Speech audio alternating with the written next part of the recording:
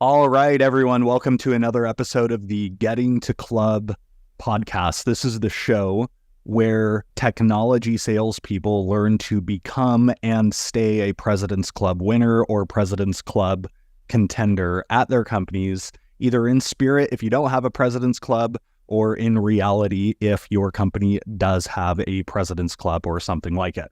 Today, I'm going to answer one of the most common questions I get about discovery.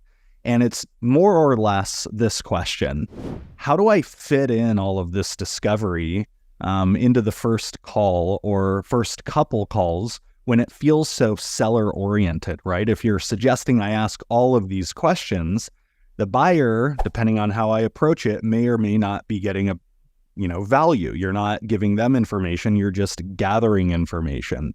And this question comes from both those who haven't taken the SaaS Discovery Masterclass course, but also those that have, right? This is an online course we provide with a pclub.io membership, and there are 5 steps that the course recommends sellers take for deal closing discovery. It's identify the business pain, understand its current state, diagnose its root cause, explore negative impact, and then build a compelling future state.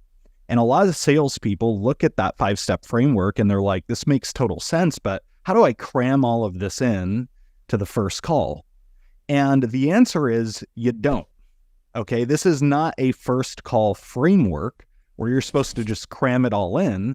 This is something that can naturally unfold throughout the sales process. Maybe not the entire sales process, but typically at least the first half.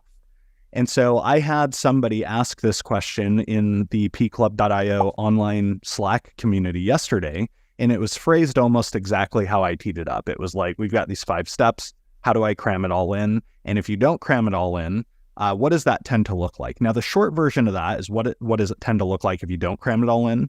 Depends on your sales process and your sales motion. But I can give you an example of how I do this over at pclub.io when I'm selling to businesses.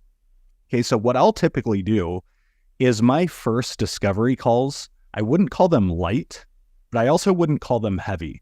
Typically, I'm trying to achieve a couple things. Number one is understand the business pain that they're dealing with and what is the need behind the need that is driving them to act on this to begin with.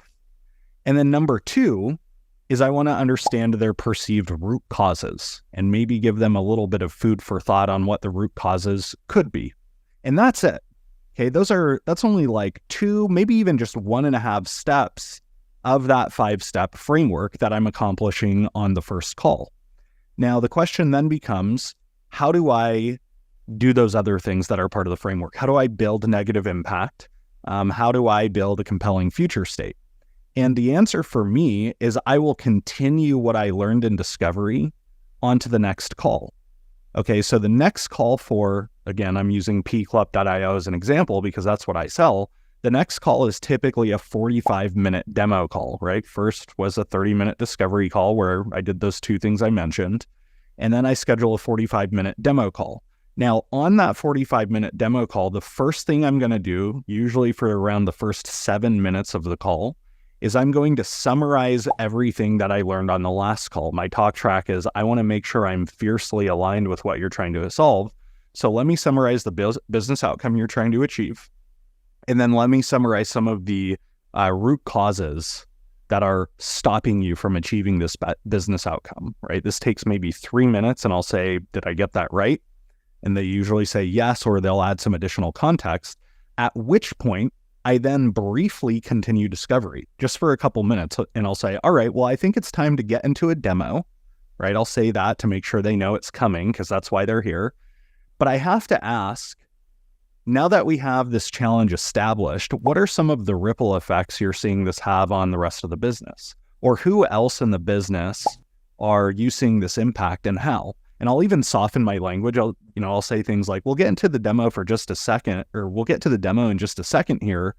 But it feels like I missed something on our last call. And then I start to explore negative impact and ask about consequences and those kind of things.